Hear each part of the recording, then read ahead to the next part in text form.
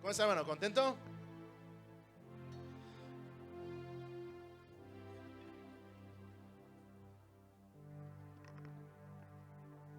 Ya como que ya nos cayó el 20, ¿no? Como que iniciamos así como medio distraídos, pues, ¿no? Y bueno, hermano, iniciamos este año de una manera intensa. ¿Ha visto que inicia este 2020 de una manera intensa? En nuestro mundo están pasando muchas cosas, ¿no? Rumores de guerras, catástrofes naturales. Esta semana, pues un niño de 11 años mató a su maestra, hirió a sus compañeros. Estamos iniciando un año bastante intenso.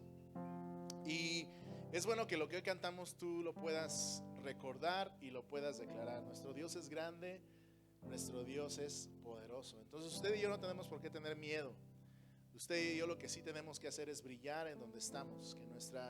Que nuestro Dios brille en medio del caos, en medio de la catástrofe. Que mientras unos proclaman guerra, nosotros proclamemos la paz del Señor. Que mientras unos están desesperados, están sin rumbo en esta vida, nosotros podamos señalar con nuestra vida el camino hacia donde debemos de avanzar como humanidad. Así que no se espante, hermano, de verdad, yo creo que este año Dios nos va a levantar como iglesia. Viene una cosecha bien grande, pero sí necesitamos ponernos las pilas, ¿no? Sí necesitamos chambear, necesitamos compartir de la palabra de Dios. El próximo sábado los chavos tienen una hamburguesada que más adelante vamos a anunciar. Al rato los chavos van a ir a invitar a los chavos de la cuadra que quieran venirse a comer una hamburguesa. Les vamos a compartir del evangelio. Vamos a tener una cena de matrimonios donde vamos a invitar a matrimonios nuevos. No solamente es para la iglesia, sino para matrimonios nuevos. Queremos que todo el mundo conozca del Señor. Ya no queremos nada más estar encerraditos en nuestras cuatro paredes, sino que podamos salir y de verdad, hermano, ser sensibles a la necesidad de este mundo. Y por ello vamos hoy a reflexionar acerca de la religión verdadera. La semana pasada vimos la religión hipócrita o la religión falsa. ¿Se acuerdan lo que vimos? Que es una religión que no tiene compasión de la gente, que es hipócrita, o sea, que aparenta algo que no es. Vimos algunas pautas y hoy vamos a estudiar el segundo libro de Reyes en el capítulo 11. Y la palabra de Dios nos contrasta una historia completamente diferente. Una cosa es lo que vimos la semana pasada con el reino del norte en Israel, que fue una masacre, lo que hizo Jehú, mató gente y mató gente de más, ¿no? Fue una persona que causó mucha violencia, terror. Esta es la falsa religión, la que promueve el terror, la que manipula a base del terror, ¿no? Una de las causas de esta guerra, que probable guerra que se está llevando a cabo, es porque los musulmanes radicales creen en una guerra literal, donde los pecadores y los infieles tienen que morir, tienen que derramar su sangre, y por eso es que ellos cometen actos terroristas y están en contra de Estados Unidos, y entendemos, ¿no? Porque de Estados Unidos viene toda la liberación sexual, ¿verdad? El matrimonio igualitario, el aborto, lo está promoviendo Estados Unidos. Entonces, por un lado entendemos que vean a Estados Unidos como el enemigo de lo que Dios establece en su palabra, pero ellos están yendo a otro extremo completamente, ¿no? Donde ya matan gente, donde ya asesinan personas, donde decapitan cristianos, homosexuales o gente que no comparte sus mismas ideas, los están asesinando. Y no creemos en ese tipo de religión, una religión violenta donde matamos a los que no piensan como nosotros, donde agredimos a los que no están de acuerdo a nuestras ideas. Eso es una falsa religión. Como cristianos la semana pasada aprendimos que no debemos nosotros de atacar o de agredir a la gente porque no piensa como nosotros.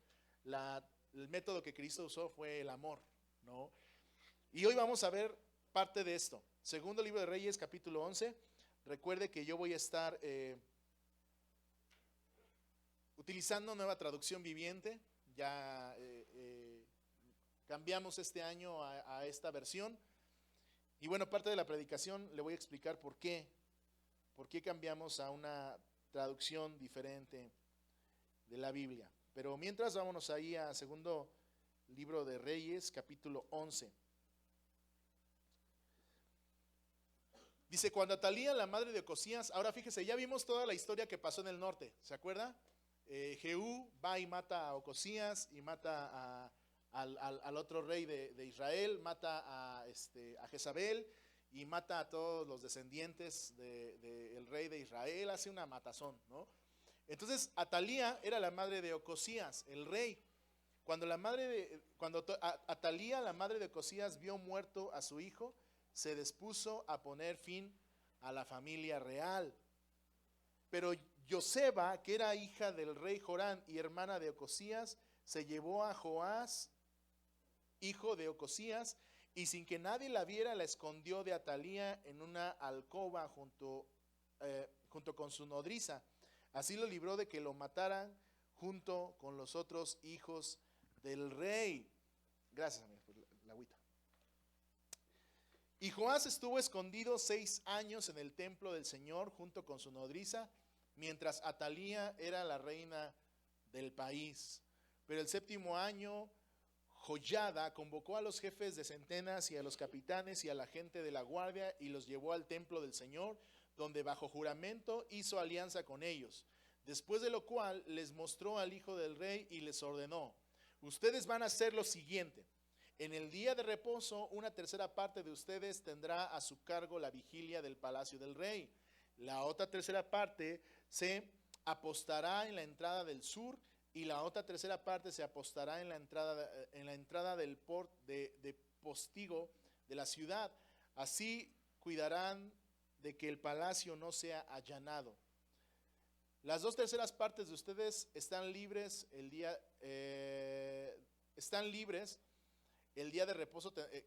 Las 2 terceras partes de ustedes que están libres el día de reposo tendrán a su cargo la vigilia del templo del Señor y del rey.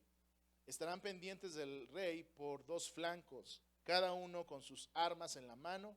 Al que se acerque demasiado, mátenlo. Ustedes deberán vigilar cada paso del rey. Los jefes de centenas se reunieron con el sacerdote Joyadá e hicieron todo lo que el sacerdote Joyadá les ordenó.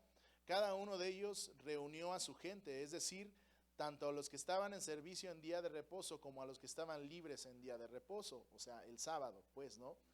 El sacerdote entregó a los jefes de centena las lanzas y los escudos que habían sido del rey David y que estaban en el templo del Señor.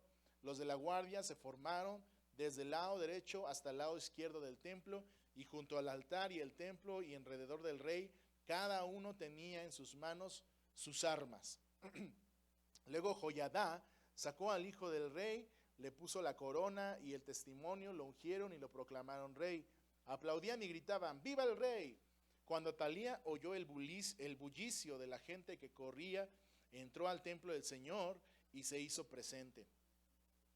Cuando vio que el rey estaba junto a la columna, como era la costumbre, y de los príncipes y los trompeteros, y los trompeteros estaban, y que los príncipes y los trompeteros estaban junto al rey, y que todo el pueblo del país se regocijaba y tocaban las trompetas, se rasgó las vestiduras y a voz en cuello gritó: ¡traición, traición! Pero el sacerdote Joyada dio órdenes a los jefes de centenas que gobernaban el ejército y les dijo: échenla fuera del recinto del templo. A quien la siga, mátenlo a filo de espada. Y es que el sacerdote había ordenado que no la mataran en el templo. Por eso le abrieron paso y la mataron en el camino por donde la gente de a caballo entra al palacio del rey.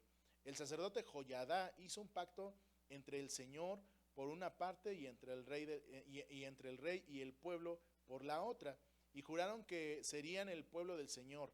También se hizo pacto entre el rey y el pueblo, y toda la gente del país entró en el templo de Baal y lo derribaron. También destruyeron de todos los altares sus imágenes, todos los altares y las imágenes, y delante de los altares mataron a Matán, que era el sacerdote de Baal. Luego el sacerdote apostó una guarnición en el templo del Señor. Después tomó a los jefes de centenas, a los capitanes y a la guardia y a todo el pueblo del país, y llevaron al rey desde el templo del Señor, siguiendo el camino que va de la puerta de la guardia del palacio del rey, y el rey se sentó en el trono real. Y todo el pueblo del país se regocijó, y la ciudad se quedó tranquila, pues Atalía había muerto a filo de espada junto al palacio del rey. Joás tenía 7 añitos cuando comenzó a reinar. Muy bien. La verdadera religión. Y ya hemos dicho muchas, bueno, yo lo he predicado, lo he hablado muchas veces. Hay modas o ciertas frases de moda que se dicen en los congresos, lo dice una persona famosa y después se hace popular entre los creyentes, de tal manera que se vuelve ya una doctrina casi, ¿no?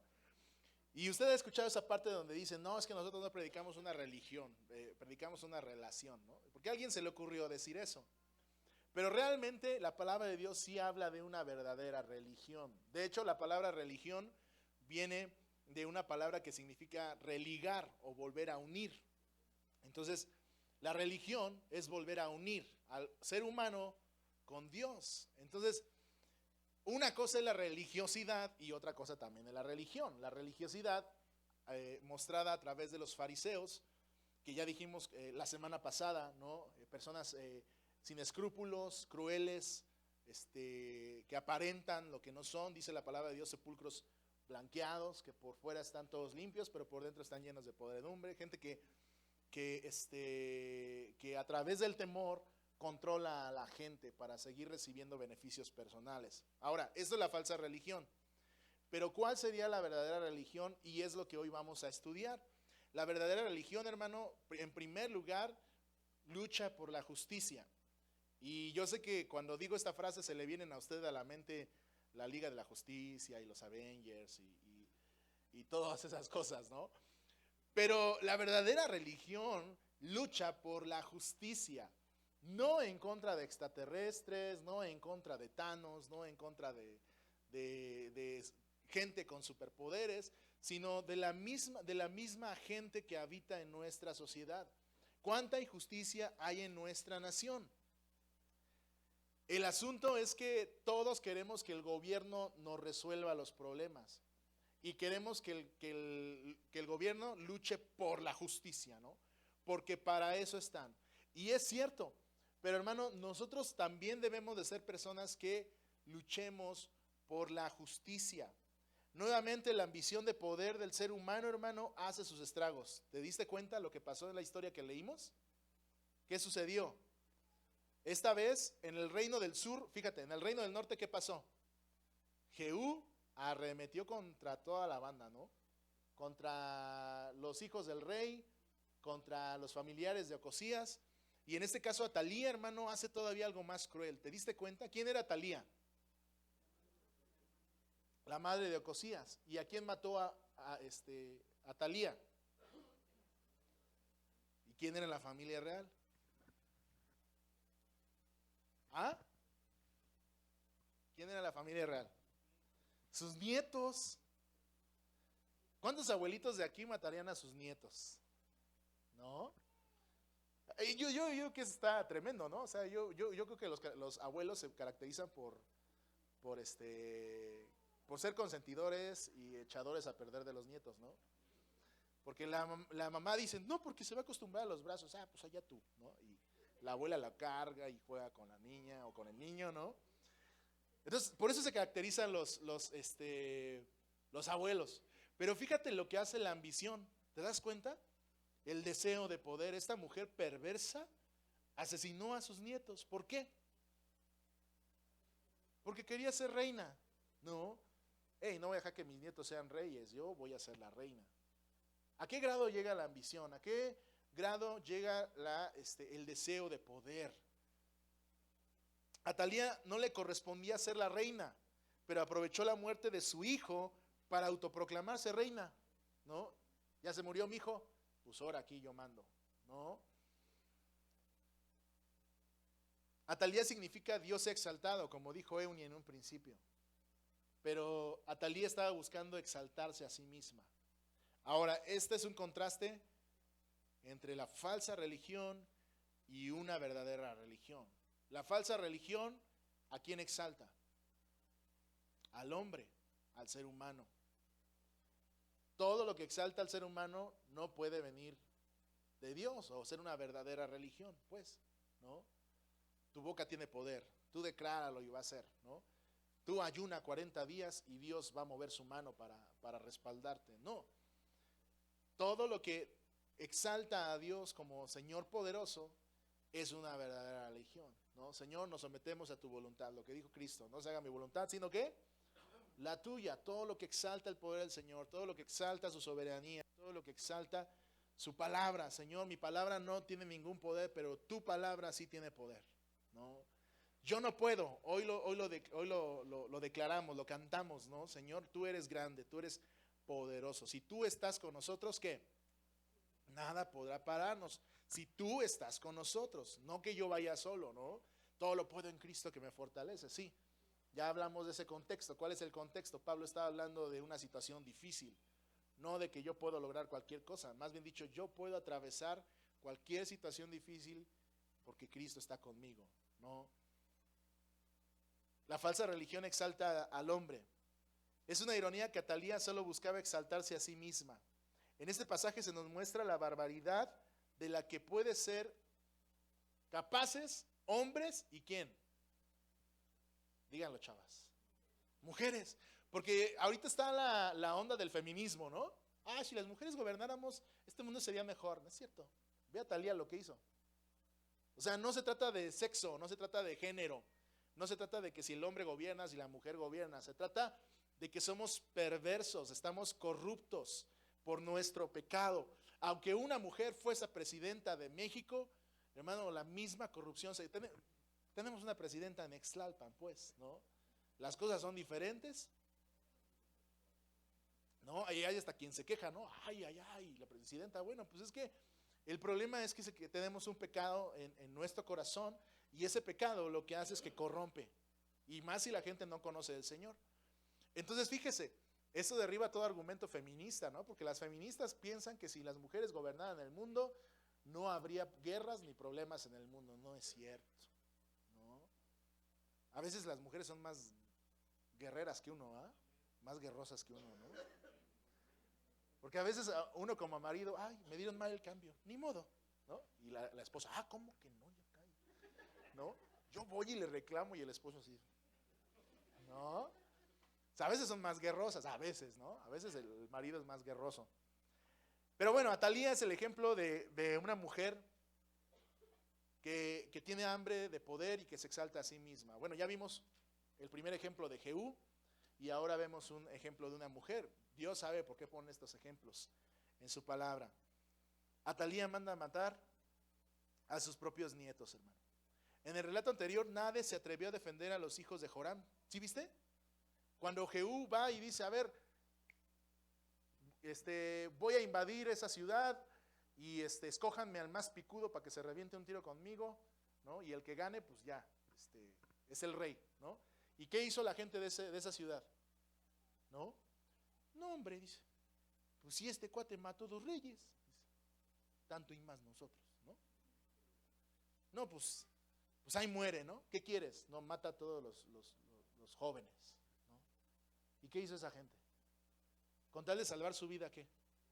Los mató. Qué triste, ¿no? Pero fíjese, hermano, en el relato anterior de la semana pasada, hace 8 días, nadie hizo nada por salvar a ninguno de estos jóvenes. Pero en este relato, hermano, vemos a una tía hermosa, ¿no? La tía Josaba, o Josaba, o no sé cómo se pronuncia, Josaba, ¿no? ¿Esta tía qué hace? Agarra al más chilpayato, al más chiquito, ¿no? Al recién nacido, pues, ¿no? Como 1 año tenía, yo creo, ¿no? Y dijo, no, a mi hijo no lo pueden matar, ¿no? ¿Cuántos años tiene la niña? ¿5 años? Ya está bien grande, ¿no? Está más chiquita que ella. Imagínense, ¿no? Una tía hermosa que dice, no, hombre, aquí viene esta perversa gandalla, yo tengo que hacer algo. Josabá salva a su pequeño sobrino Joás, aún poniendo en riesgo su vida. Es interesante que en el relato anterior ni siquiera los machines se atrevieron a rifarse un tiro con Jehú, ¿no? Pero en este caso, la tía arriesga su vida para salvar a un pequeñito, ¿no? ¿Tenemos niños aquí de 1 año? No, ¿va? Ya tiene 2 esta Sara, ¿va? ¿Sí? ¿Sí, va? No, pues estaba más chiquita, fíjese. A ver, ¿cuántos tiene su 8 meses? Ah, pues más o menos, ¿no? Así como el de la hermana Mati. Más o menos así, el chavito. No podía defenderse. ¿Qué podía hacer él para defenderse de una mujer perversa? ¿Qué podía hacer? ¿No? Arañarla, morderla, hacerle pipí, ¿no? Un bebé no puede, es indefenso, es completamente indefenso, ¿no? Por lo menos una persona como yo, por lo menos aquí Eliezer sabe taekwondo y pues da batalla, ¿no? Y le da unas patadas aunque lo maten, ¿no? Pero un niño de esa edad, ¿qué puede hacer? Ante un hombre de guerra, ¿no? Que llega con una espada y lo atraviesa con una espada, con su lanza o con su espada. ¿Qué puede hacer? Absolutamente nada. Por eso le digo que la primera característica de una religión verdadera, hermano, es que peleamos por la justicia. ¿Por la justicia de quién? De los que no pueden defenderse. Ahora, ese es otro punto diferente. No por nuestra justicia. Porque todo el mundo pelea cuando le cometen una injusticia, todo el mundo pelea, ¿no? Y hay marchas y no, y mis derechos y no sé qué. Todo el mundo pelea sus derechos.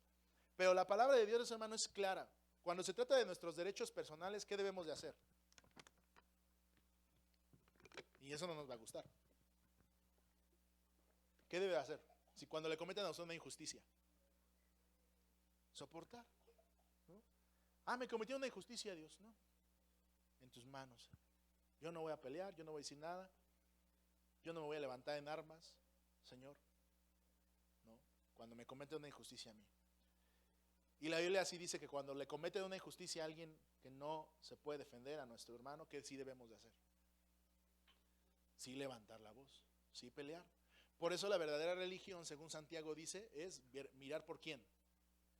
Por la viuda y el huérfano. Por personas que no pueden defenderse. Los huérfanos que no tienen padre, que cualquier hijo de vecina le da un coco, lo patea, porque nadie lo defiende al pobre, ¿no? La viuda igual, ¿no? Que la gente se aprovecha, le roba, le quita cosas. ¿Por qué? Porque no hay un varón que a ver qué te pasa, carnal, ¿no? Por eso esta es la verdadera religión que pelea realmente por la justicia, por lo que es justo, por las personas que no pueden defenderse, por las personas que no pueden hablar, que no pueden pelear por sus propios derechos. Y hermano, esto es diferente a nuestra sociedad. En nuestra sociedad es al revés. Todo mundo pelea por sus propios derechos, pero cuando vemos que alguien está sufriendo, ¿qué pasa? No, pues cada quien que se rasque con sus cuñas, ¿no? A mí me dieron mi despensa, no le tocó. Y pues ni modo, ¿para qué llega tarde, no? No. Vamos en el metro, nos hacemos los dormidos. Y va el viejito con su bastón casi cayéndose, ¿no? No abro los ojos para que no quiero pararme, ¿no? Justicia, ¿no? La verdadera religión, hermano, pelea por la justicia. Por los que no se pueden defender, por los que no pueden hablar, ¿no? Usted sabía, hermano, que uno de los grandes reformadores de Estados Unidos se llamó Martin Luther King. Martin Luther King era pastor bautista de una iglesia y fue el máximo promotor de los derechos de los afroamericanos, de los negros. A través de él, hermano, se pudo abolir la esclavitud en Estados Unidos. Lo asesinaron por eso. Perdió su vida por eso. Hay un audio de Martin Luther King que yo tengo ahí guardado, luego se los voy a mandar. Y Martin Luther King dice el terror que a veces vivía, porque a veces iban a su casa y le apedreaban su casa. Sus hijas iban a la escuela y las amenazaban. Su esposa andaba por la calle y les gritaban de groserías. Dice, y en medio de ese mundo oscuro, en medio de esa situación tan difícil, cuando yo estaba a punto de tirar la toalla, Dios hablaba a mi corazón y decía justicia. ¿No? ¿Ha visto esa película de 12 años esclavo? ¿Cómo eran tratados los esclavos? Como animales, peor que animales. abusados sexualmente, golpeados hasta la muerte. Y de repente un hombre de Dios se levanta y dice, no podemos seguir permitiendo que esto suceda. Y esta es la labor de la iglesia. No podemos permitir que ciertas cosas sigan pasando, ¿no? Pero es que me voy a meter en problemas, aunque te metas en problemas, ¿no? Es que mi jefe está tratando injustamente a tal persona, ¿no? Jefe, disculpe, eso no es correcto. ¿Tú qué te metes? No, pues porque no es correcto, ¿no? En nuestra escuela, con nuestros maestros, ¿no? Si por hablar o por pedir justicia nos metemos en problemas, debemos de entender que Dios está con nosotros y Dios nos respalda en cualquier situación que atravesemos. La verdadera religión lucha por la justicia, aunque tenga que poner en riesgo su integridad personal, su vida. No estoy diciendo que te metas en problemas ajenos, aclaro, ¿no? No estoy diciendo que si ves al vecino que le está pegando a la vecina, pues tú te revientes un tiro por ella, ¿no? O sea, no estoy diciendo eso. Estoy diciendo que podemos intervenir de la manera adecuada, ¿no? Podemos llamarle a la patrulla, podemos hablar con la mujer o con la persona cuando esté a solas. Oye, yo estoy para apoyarte, no estás sola, ¿no? Si quieres hacer algo, te apoyo en tu situación personal, legal, espiritual. Vamos a solucionar lo que te está pasando. No estoy diciendo que se meta en problemas que no le corresponden, también estoy diciendo, porque también no se vaya a decir, ay, pastor, es que ya estoy en la cárcel porque sí, defendí a tal persona y resulta que sí fue narco, ¿no? Entonces, no, hay que ser sabios también para ayudar. Pero sobre todo, hermano, yo le estoy hablando de personas que no pueden defenderse, que no pueden salir adelante por sus propios recursos. Jóvenes que probablemente sus padres no estén en esta iglesia, ¿no? Jóvenes que quieren estudiar pero no hay quien los apoye, ¿no? Jóvenes que quieren desarrollarse a nivel profesional o en la congregación y no hay quien les eche la mano. ¿Cacha? Eso es justicia. No salir y agarrarse a trompadas con el vecino, sino ver de qué manera podemos solucionar ciertos aspectos de nuestra comunidad que no son justos. ¿Sabía usted que de Estados Unidos los abuelitos, los abuelos, los que ya sus hijos se casaron, ya tienen carrera, ¿saben qué hacen muchos hermanos de Estados Unidos? Adoptan un joven y le dicen, ¿sabes qué? Te vamos a ayudar con tu carrera, ¿no? Y ayudan a un joven para apoyarlo. Ya cuando sus hijos ya salieron de la carrera, ya cuando sus hijos ya tienen a sus familias, apoyan a otras personas. Entonces, hermano, tampoco le estoy diciendo qué es lo que usted debe de hacer, pero sí algo Dios va a poner en su corazón. Y por más pequeño que sea, hágalo, ¿no? Participe de eso, ayude de eso, ¿no? Tampoco le estoy diciendo que deje la iglesia y que se meta al ejército de salvación y vaya a África, a China a alimentar pandas, ¿no? Pero sí en lo que Dios le pueda dar a usted. Hay muchos de aquí que, no, es que hay que rescatar a los koalas, sí, pero no puedes ni alimentar al perro de tu patio, ¿no? ¿Cachan? No, es que, ¿cómo es posible allá que se esté quemando y que no sé qué? ¿No? Pero en nuestra casa, ¿no? No cuidamos del consumo de la luz o el desperdicio del agua o de las plantas que tenemos nosotros también, ¿no? Entonces, a nuestro nivel personal, ¿qué debemos de cuidar? Y ser justos. No porque todo el mundo lo haga, nosotros debemos de participar de esa injusticia, ¿no? Si usted ve gente que deja perritos tirados en el llano, pues no haga lo mismo, ¿no? Eso es injusto. Ay, pero es que esta perra cada rato tiene perritos, pues opérela, ¿no? Salen 400 varos, pues es tuya, brother, ¿no? O échanos un grito de verdad, aquí está mi esposa, aquí estoy yo, te ponemos la micha a 200 y opera a esa perrita para que no siga habiendo sufrimiento. ¿Cachas cómo podemos ser, aportar a cada área según nuestra vida en donde nos ubiquemos? No necesitamos irnos a Australia para salvar koalas, no necesitamos irnos a África para alimentar niños de la calle.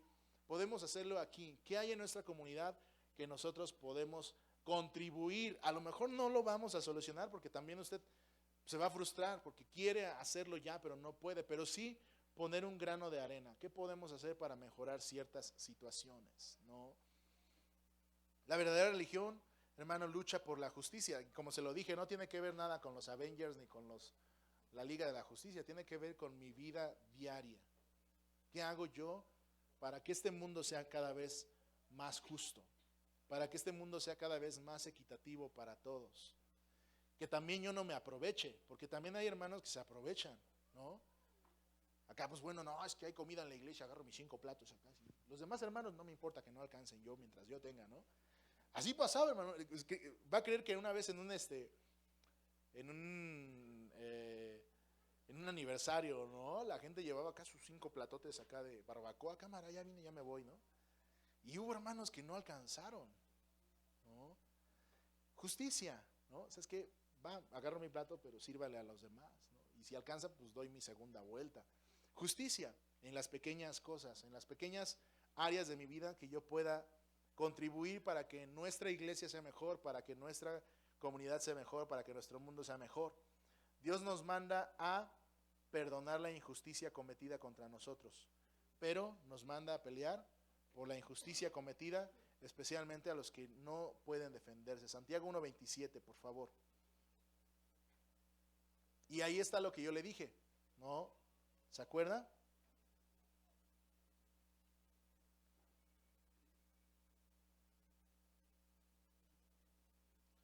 Dice la palabra de Dios: delante de Dios la religión pura y sin mancha. Fíjate cómo Santiago sí está diciendo que hay una religión.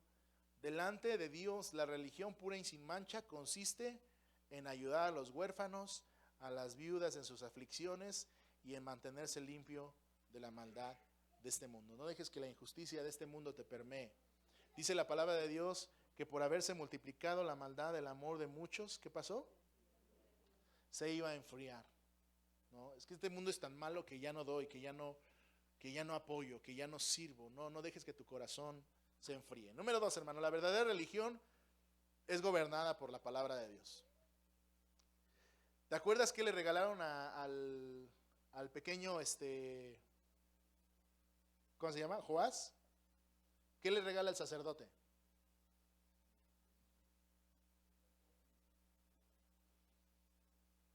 Le regala la ley. Cuando lo ungen rey, el sacerdote hace pacto entre el rey y Dios y entre el rey y la gente. Y lo que hace el sacerdote es que le da le regala la ley al niño de 6 años. No, bueno, sí, 6 años ya, ya era, ya habían pasado 6 años, ¿no? Ya tenía 7, niño de 7 años. Fíjate, le regala la ley al niño de 7 años. Jehú obedeció en parte lo que Dios le dijo, mató a más personas de las que Dios le había indicado, demandado que tenía que ajusticiar. El sacerdote Joiada le entregó al pequeño rey una copia de la ley de Dios, todo el Pentateuco. ¿Sabes que para ser rey, dentro de las leyes de Dios en el Deuteronomio, los reyes tenían que hacer su propia inscripción de la ley, tenían que pasar, o sea, prácticamente lo que hace el sacerdote es darle una copia de la ley y le dijo, empiézale, carnal, ¿no? Y el niño de 7 años, en el principio era el verbo, ¿no? Y empezó a escribir, ¿no? De tal manera que cuando él ya tenía 12, que es la edad para los judíos en que ya se cumple la mayoría de edad, él ya tiene grabado de memoria toda la ley, ¿no? ¿Cuántos versículos se saben tus hijos de memoria? ¿No? Pero se saben la canción del Patito Juan, ¿no? O las que van saliendo, ¿no? ¿Cuánta Biblia saben? Es que está muy chiquito, pastor, ¿no?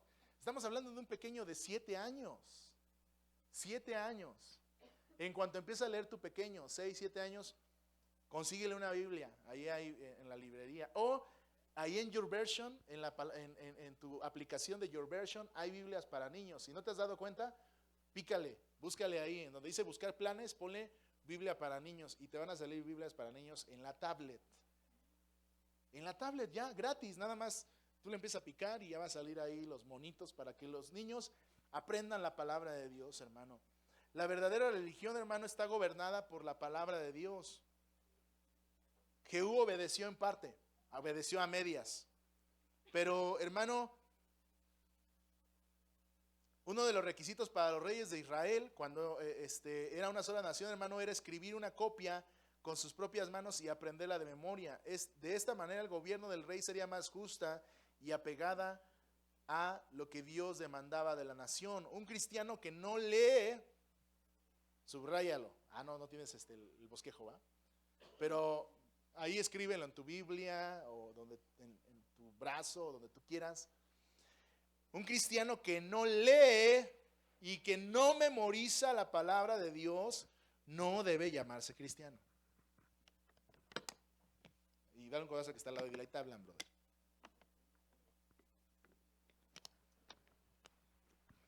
Porque tenemos cristianos que no conocen la palabra de Cristo, ¿no? Bueno, pues, no hablemos de toda la Biblia, por lo menos de los evangelios. ¿Cuántas veces ha leído o leyó el evangelio de Mateo, Marcos, Lucas y Juan el año pasado? ¿Cuántos se lo chutó completo? No, por lo menos, ¿no? Ya no hablemos de Romanos o Corintios o todo ese rollo, ¿no? ¿Sabe? Por eso le dije en un principio, ¿por qué hicimos el cambio de traducción? Para que usted lea más. Me encanta que mi papá me dice ayer, ay, con esta versión uno se pica. Sí, la idea es esa, que tú te piques, que tú le leas, que tú te aprendas los textos de memoria, que tú analices la palabra de Dios, hermano. Hoy el día, en la actualidad el cristianismo ya es una moda. Ya cualquiera se llama cristiano, hasta hay cantantes que se llaman cristianos. Pero hermano, lo que hoy estamos aprendiendo es que la verdadera religión cristiana, el verdadero evangelio, el verdadero evangélico cristiano, hermano, se gobierna por la palabra de Dios. Y una persona que no lee y que no memoriza la Biblia, hermano, no puede llamarse cristiana.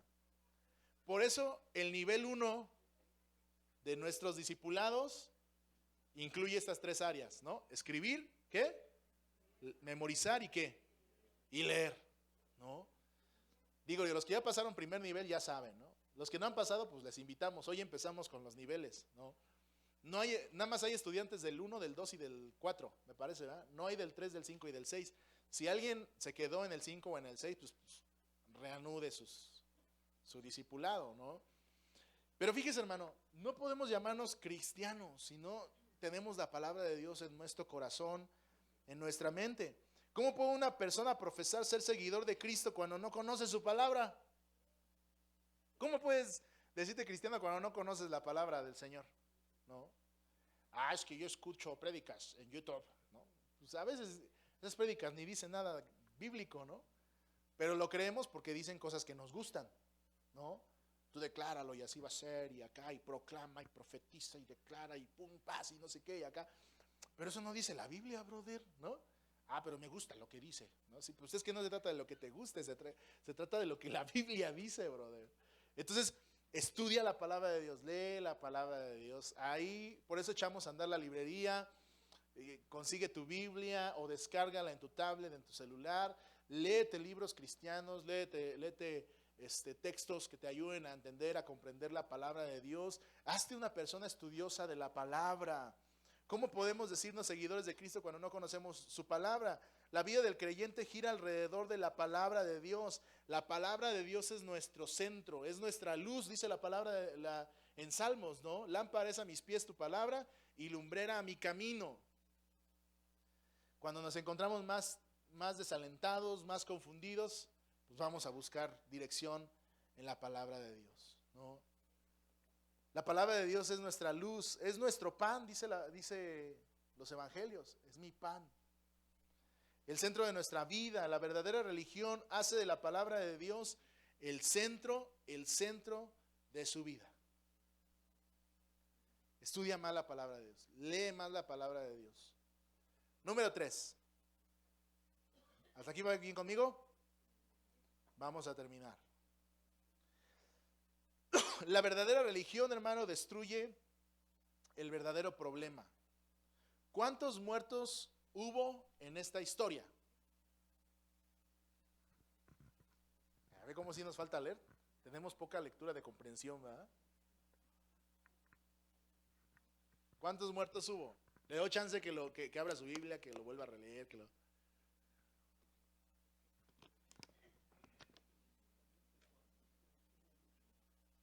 Ahí en la lectura, en la lectura, en la lectura. ¿Eh? Ok, falta otro. Ya les di la respuesta. Mi papá dijo uno y yo le dije, falta otro. Ah, son dos. Solamente hubo dos muertos. ¿Quién y quién? El sacerdote y Atalía. Nada más. No hubo más muertos. En la historia de Jehú, ¿cuántos murieron? Un chorronanal, ¿no? Tan solo los hijos de los que les cortó la cabeza y los apiló, las apiló ahí en la entrada, más la familia de Ocosías, ¿no? Y también toda la gente, seguidores de Baal, ¿te acuerdas? Que los metió dentro de un auditorio y dijo, todos que entren ahí al auditorio y cerró las puertas y toma la que mata a todos. Ahí no sé, tampoco se enumera el número de muertos, ajá.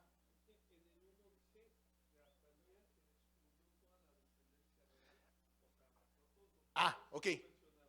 Ok, vale, sale. Bueno, pero hablando en pro de la justicia, ¿sale? Porque Jehú, para destruir el baalismo, mató muchísimas personas. Pero en este caso, el sacerdote y el nuevo rey, ¿a cuántas personas mataron? Solamente a dos, que era el sacerdote y que era quién. Atalía, ¿no? Atalía llegó a un culto como el que estábamos ahorita, vio al rey, ¿no? Gritó traición. Y entonces el sacerdote dijo, no la maten aquí porque se mancha la alfombra allá afuera, ¿no? Y en el camino, ¡pum!, le meten la espada y muere Atalía. La verdadera religión, hermano, destruye el verdadero problema. ¿Quién era el verdadero problema? ¿Los seguidores de Atalía o Atalía? Atalía. Dice por ahí un dicho, ¿no? Muerto el perro, se acaba la rabia, ¿no? O sea, no andas vacunando a todo mundo contra la rabia, no. Destruye el problema, destruye la fuente. Y fue lo que hicieron estas personas. ¿Sabes qué?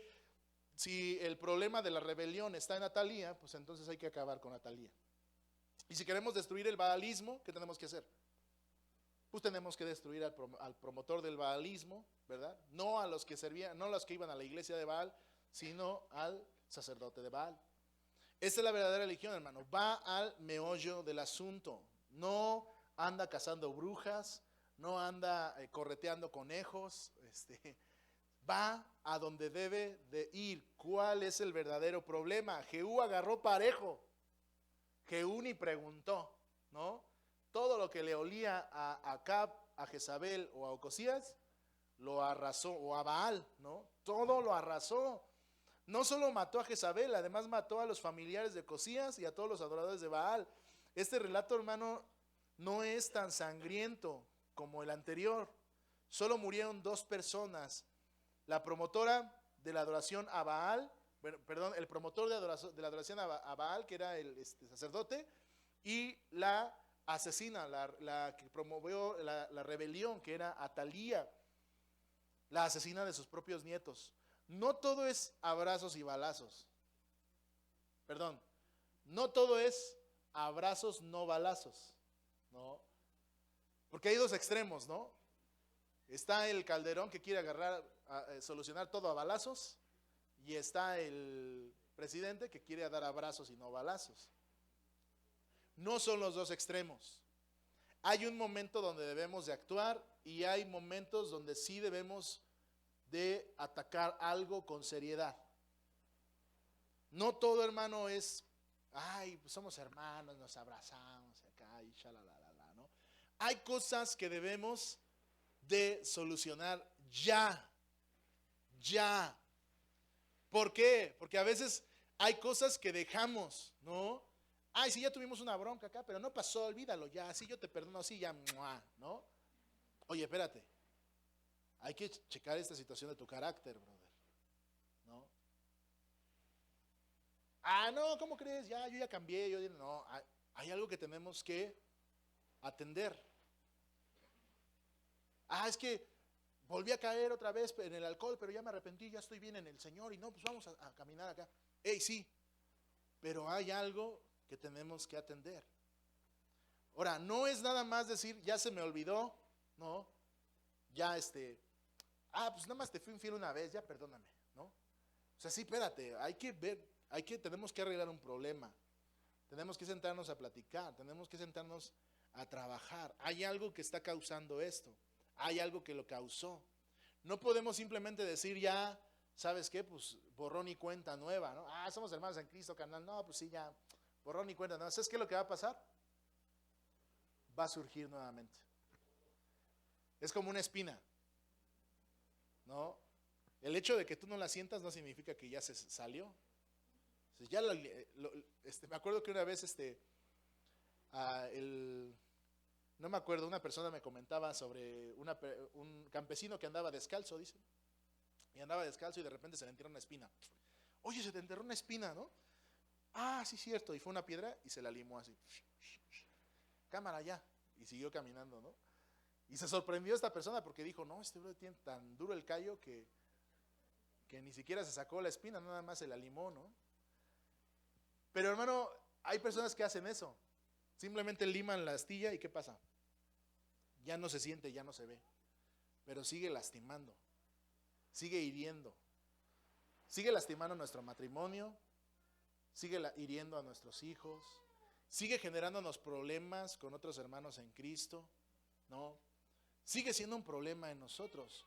Ahora, la verdadera religión, lo que yo te estoy diciendo hoy es que tenemos que atacar el problema de fondo. No simplemente ignorarlo, sino sí ir a lo que de verdad está causando daño en nuestra vida personal y en nuestra iglesia. ¿Sí cachas? ¿Por qué? Porque va a seguir lastimando, porque va a seguir doliendo.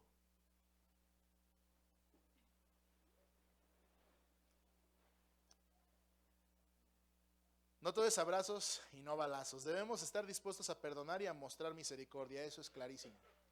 Y Dios nos manda a perdonar. Claro que sí. Pero hay un problema que tenemos que atender, ¿no? Mi vida, yo te perdono. Te amo con todo mi corazón. Pero tú tienes un problema que tienes que solucionar, ¿no? Ay, no, mujer, ¿cómo crees? Si ya cambié. No es cierto. No es cierto. Hay algo que tienes que solucionar. Hay un problema en tu corazón que tienes que sanar, ¿sí? O hay algo que te está lastimando y que te está haciendo volver atrás. Tenemos que reconocer, hermano, qué es lo que está. Ahora, no le echemos la culpa al diablo, porque hay personas que le echan la culpa al diablo. Es que el diablo, no, soy yo.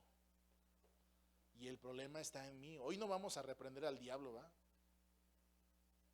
Cochino diablo, saca tus manos cochinas de mi familia y no sé qué. Acá, bueno, pues si tú te consideras diablo, pues a veces el diablo somos nosotros, ¿no?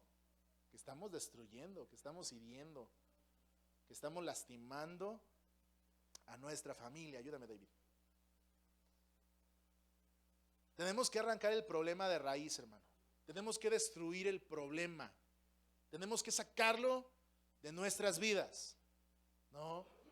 Si tu problema es la lujuria, si tu problema es la manera en cómo vemos a las mujeres, tienes que atacar el problema de raíz. Es que yo batallo con mis ojos, sí. Tienes que encargarte de un problema, ¿no? Sácalo de tu corazón. A lo mejor nosotros no nos damos cuenta, ¿no? Porque tú llegas acá bien santo y no, pastor, pero anoche viste pornografía, ¿no? Arranca ese problema de raíz. Arráncalo, porque está lastimando tu relación matrimonial. Varones, no, es que pastor, yo no sé por qué el sexo se ha vuelto tan malo. Necesito ver un psicólogo. No, saca la pornografía de tu mente, de tu corazón. ¿Cachas?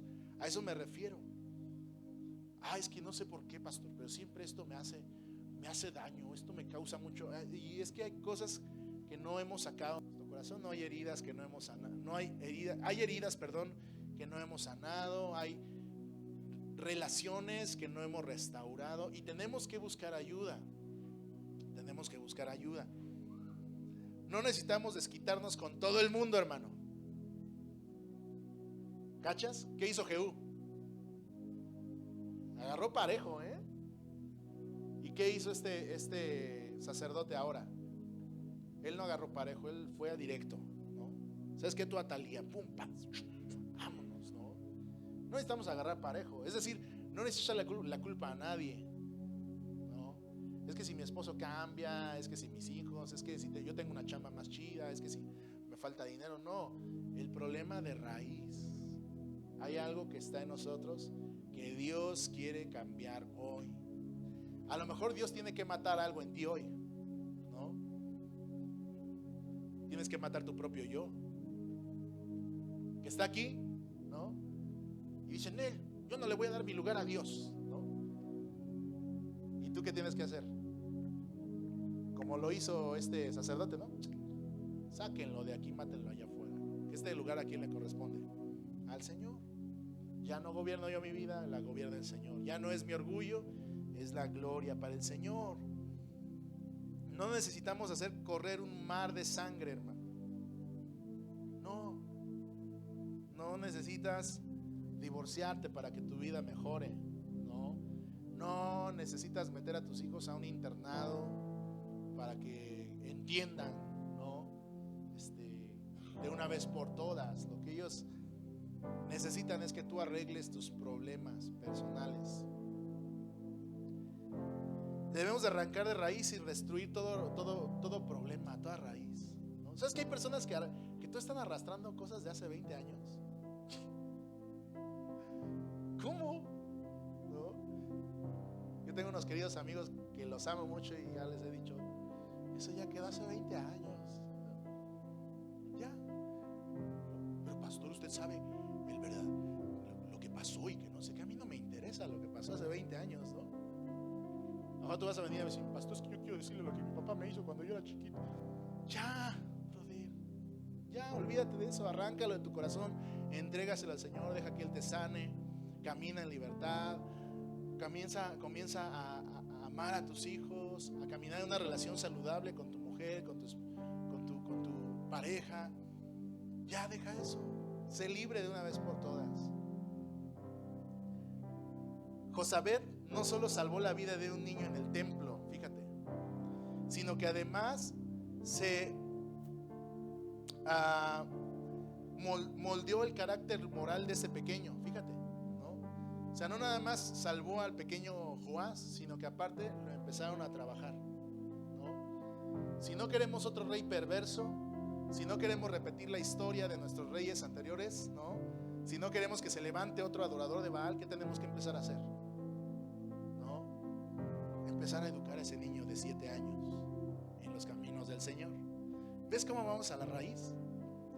¿No quieres que tus maldiciones generacionales se repitan en tu familia? No basta con declarar y del nombre de Jesús rompemos. No, tienes que empezar a ¿qué? A educar a esos niños. Tráelos. Yo no sé, de hecho, hermano, ¿por qué no veo tantos niños? Se quedan en la casa viendo tele o dónde los dejamos, ¿no? Debería estar allá lleno, repleto de niños, ¿no? Porque sabes, hermano, la única manera en la que vamos a cambiar esta sociedad. Ay, pastor, ese niño de 11 años, quién sabe qué tenía en la cabeza, ¿no? Más bien no qué tenía en la cabeza, qué le faltaba en la cabeza, le faltaban sus padres.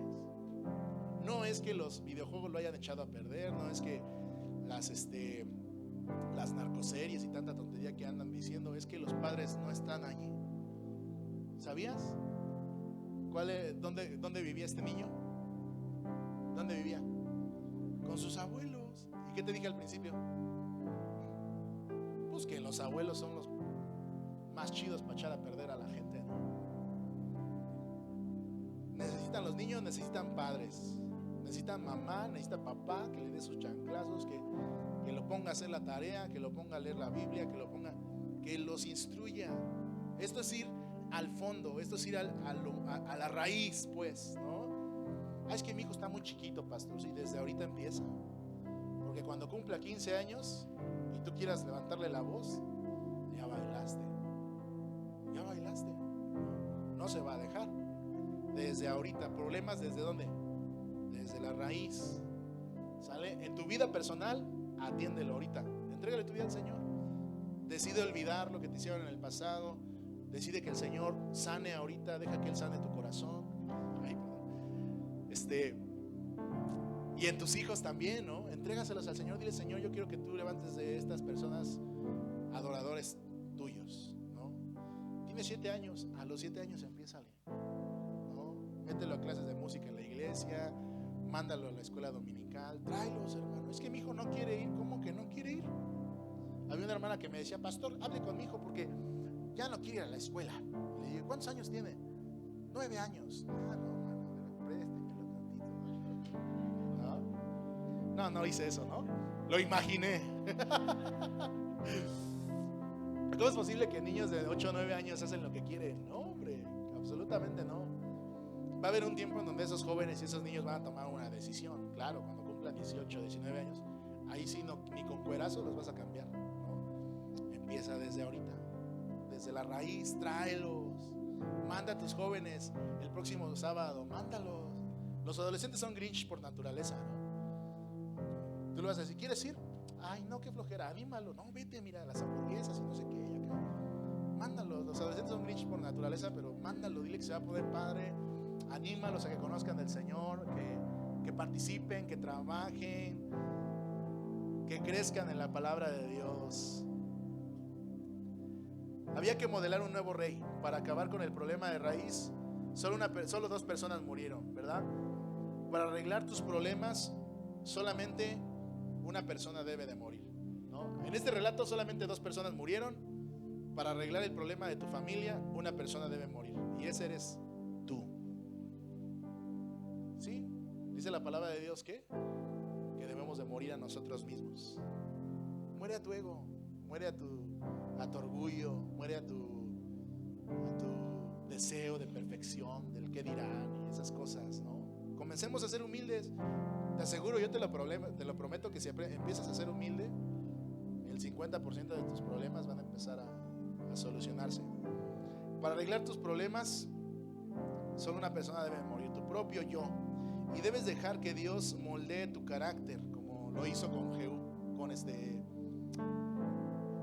Josías, no, ¿sí? Bueno, el niño, Joás. Debes dejar que Dios moldee tu carácter como este niño, ¿no? Debes dejar que el Señor moldee tu moral como este niño. Practica lo que hoy hicimos. Estudia la palabra, léela, memorízala. Vente a los discipulados, vente a las reuniones que tenemos, hermano. La iglesia está creciendo y para mí cada vez es más difícil visitar. ¿Qué es más fácil para un pastor? ¿Visitar matrimonio por matrimonio o traerlos a todos y ministrarles? Sí, pero la gente quiere que el pastor venga, hermano. Si tenemos 40, 30 matrimonios, ¿no? Pues, ¿en cuántas semanas voy a llegar a su turno, no? Entonces véngase, estudie acá, véngase con los matrimonios, véngase con los jóvenes, véngase a su reunión de oración de damas, a sus discipulados. Hermano, deje que Dios moldee su carácter, que Dios moldee tu fe, como lo hizo con aquel pequeño rey. Vamos a ponernos de pie y comienza a orar y dile: sí, Señor, yo quiero caminar en la verdad, en la verdadera religión, Señor. Esta religión en donde